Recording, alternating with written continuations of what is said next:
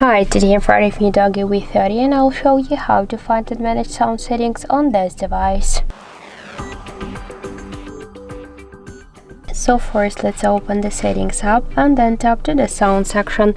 Here you will see media, call, ring, notification and alarm volume panels, and just to change the volumes we should slide to the left or to the right side these two dots on each of the volume panels. We could activate or turn off the don't disturb mode to change phone notification and alarm sounds.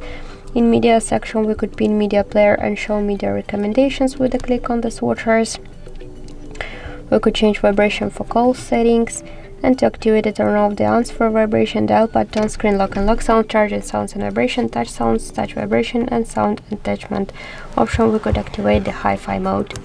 So that's it. Thank you for watching, and if you like this video, leave thumbs up and subscribe.